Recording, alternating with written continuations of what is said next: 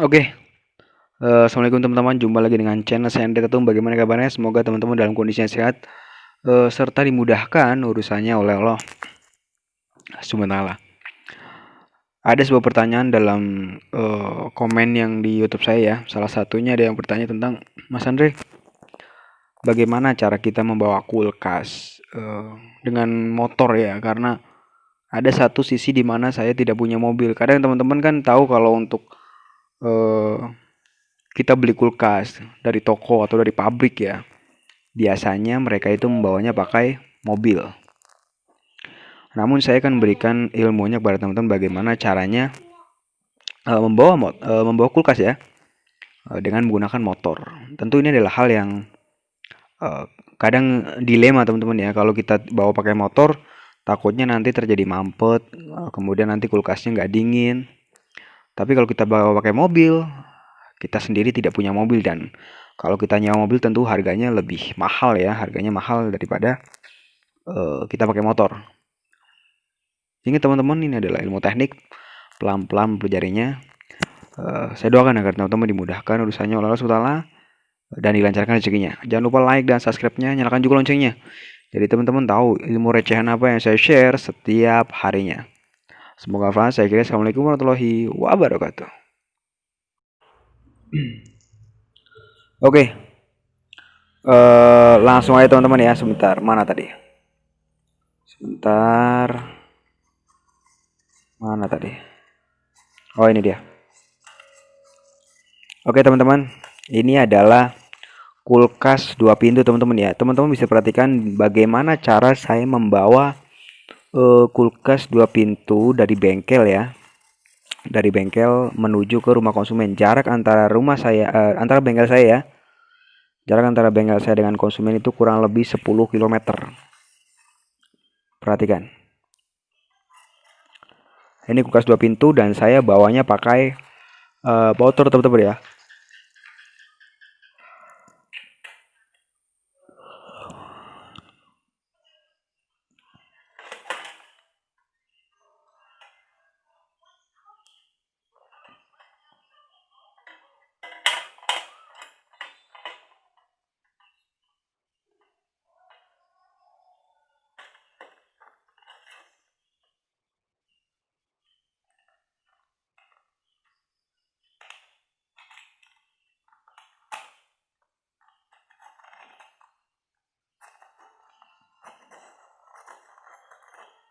Nah, kelihatan teman-teman ya.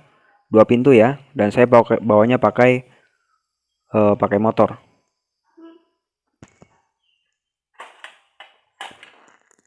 Mungkin teman-teman ada yang bertanya, bagaimana ini? Apakah nanti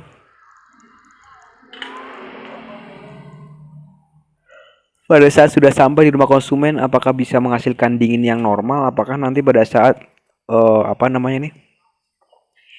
nyampe di rumah konsumen tidak terjadi mampet dan sebagainya? Saya berani atau saya bertekad ya men-share ilmu saya ke teman-teman adalah karena saya sudah mempraktekkan teman-teman ya. Nggak mungkin sesuatu yang belum saya praktekkan saya share ke teman-teman, nanti jadinya adalah ilmu palsu lah ya. Saya bisa share kepada teman-teman karena udah saya praktekkan. Namun kembali lagi, ini adalah ilmu yang berlaku untuk teman-teman yang mau mencoba, oke? Berlaku untuk teman-teman yang mau coba. Tapi kalau teman-teman kira-kira di hati Anda itu takut atau masih mempertimbangkan resiko dan sebagainya, itu hak Anda untuk tidak mempraktekkan ya.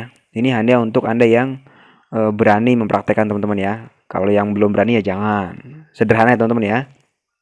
Saya ingin mencoba share apa yang saya ketahui, ilmu yang saya ketahui kepada teman-teman, agar teman-teman mungkin yang misalnya usaha di bidang kulkas, misalnya Anda adalah tukang kulkas, Anda belum punya mobil, atau Anda misalnya berusaha untuk menghemat biaya transportasi. Jadi kalau kita pakai mobil kan lumayan teman-teman ya. Jarak 10 km kita harus mengeluarkan uang kurang lebih 150 ya, 150 sampai 200 ribu ya. Kalau daerah Jakarta dan Jawa setahu saya, tapi kalau mungkin teman-teman daerah yang lain, nah saya nggak tahu harganya ya. Tapi kalau kita bawa pakai motor, tentunya dengan motor yang kekuatannya bagus ya. Kalau saran saya jangan pakai motor metik, pakai motor yang bergigi ya. Kayak motor gini kan motor gigi nih motor saya ini. Jadi lebih kuat. Dan itu akan menghemat pengeluaran teman-teman. Teman-teman cukup mengeluarkan uang Rp5.000 ya untuk beli bensin setengah liter paling cukup ya. 10 km setengah liter atau 1 liter lah ya, cukup ya. Ini hanya share ilmu teman-teman ya, share pengalaman yang saya dapatkan di lapangan.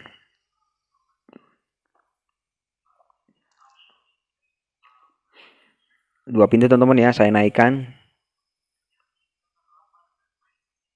Kemudian saya bawa ke rumah konsumen. Jaraknya kurang lebih 10 km lah antara rumah saya dengan rumah konsumen.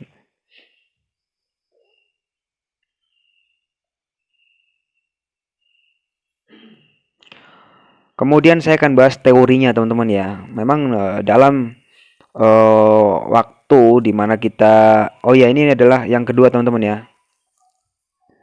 Ini adalah momen saya dimana saya mengambil kulkas dari rumah konsumen menuju ke rumah saya.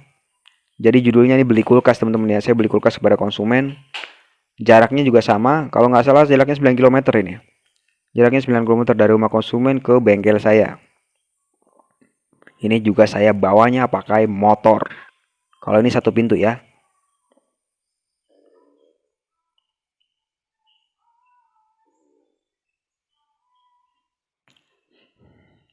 Sebagian dari teman-teman mungkin berpikiran, kenapa nggak berdiri gitu. Perlu teman-teman ketahui, saya di Jawa Tengah, Banyumas ya teman-teman. Lokasi saya adalah di Jawa Tengah, Banyumas.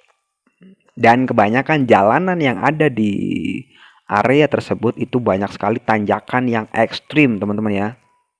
Saya paling bisa bilang tanjakan ekstrim, soalnya saya nggak bisa ngukur berapa derajat tanjakannya. Ya intinya tanjakan itu benar-benar ngeri teman-teman. Kalau misalnya jalanannya antara rumah konsumen dengan rumah saya itu rata ya. Rata maksudnya nggak ada tanjakan, nggak ada turunan yang ekstrim ya. Turunan ekstrim itu ibaratnya atau tanjakan yang ekstrim itu tanjakan yang ngeri lah ya. Atau tanjakan yang benar-benar tajam lah ya. Atau turunannya benar-benar tajam. Mungkin saya bisa bawa dengan trik berdiri. Tapi karena ini tanjakannya, kalau di daerah saya ini tanjakannya ngeri ya, tanjakannya ekstrim atau turunannya ekstrim, makanya saya memutuskan untuk membawa dengan posisi tidur si kulkasnya ya. Karena nggak mungkin kalau saya bawa berdiri pasti bisa rubuh dan itu bahaya teman-teman. Ini kulkas satu pintunya ya.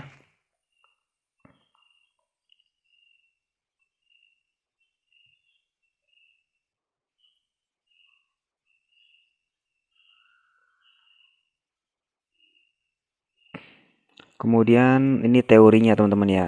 Segala sesuatu pasti harus ada perhitungannya. Saya memperhitungkan teman-teman ya. Saya memperhitungkan dari sisi kompresor. Ilmunya seperti ini teman-teman. Teman-teman perhatikan. Teman-teman perhatikan teorinya ya.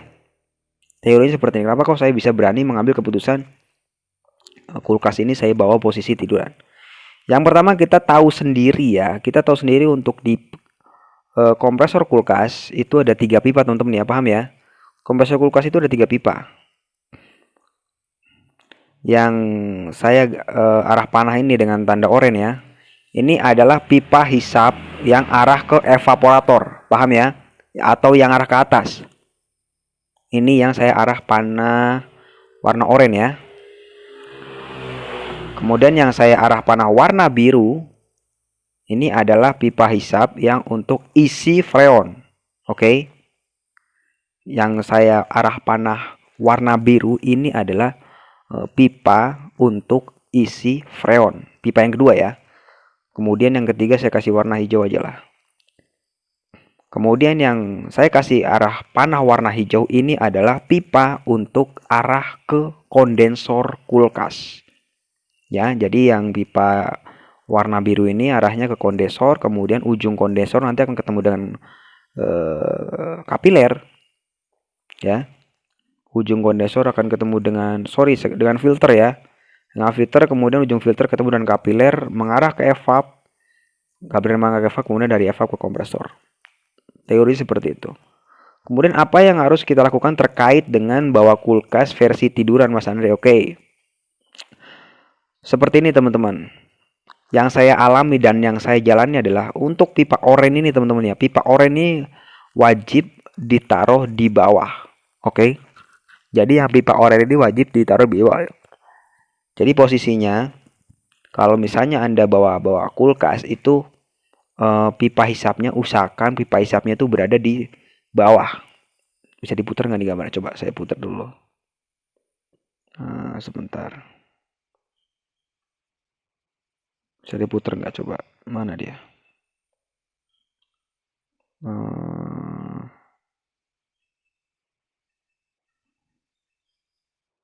Coba diputar bisa nggak nih teman-teman?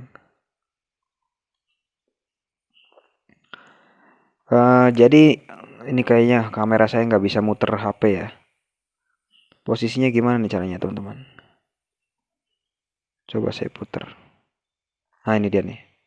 Nah seperti ini teman-teman ya. Nah ini bisa keputar nih. Jadi posisinya seperti ini kalau bawa kulkas teman-teman ya. Sebentar. Nah ini bisa diputar nih.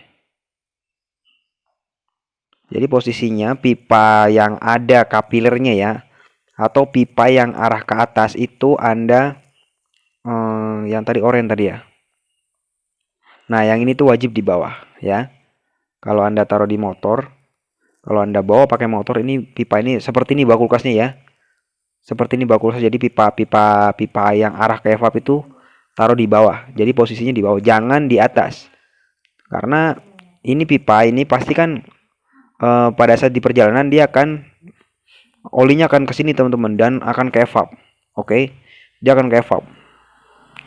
Kemudian nanti sampai di rumah tujuan, dia akan kembali lagi ke evap. Itu yang pertama. Yang kedua syarat yang kedua teman-teman ya. Ini diperhatikan ya. Syarat yang kedua adalah Anda wajib tunggu 24 jam.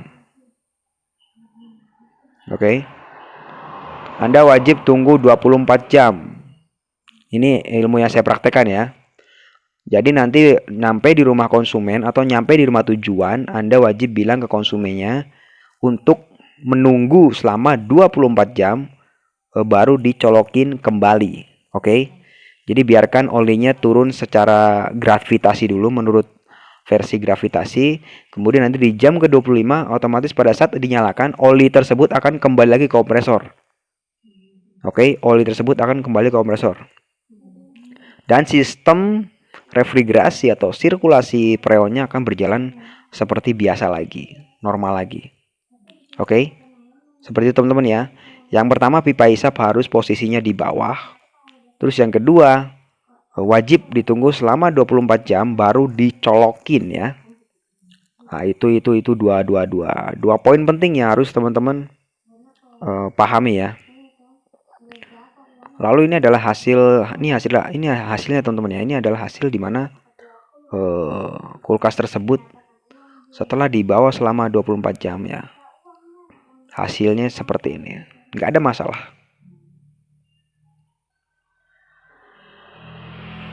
Oke.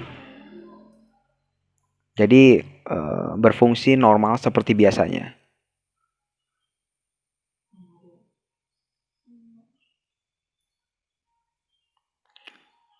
Kembali lagi saya ingatkan kepada teman-teman ya, ini hanya untuk Anda yang berani. Kalau yang nggak berani ya jangan dicoba. Mending pakai mobil saja. Atau mungkin Anda pakai mobil roda 3 tuh, mobil yang roda 3 juga bisa. Ini hanya untuk Anda yang berani ya, atau Anda yang mau mencoba ya. Nih hasilnya nih.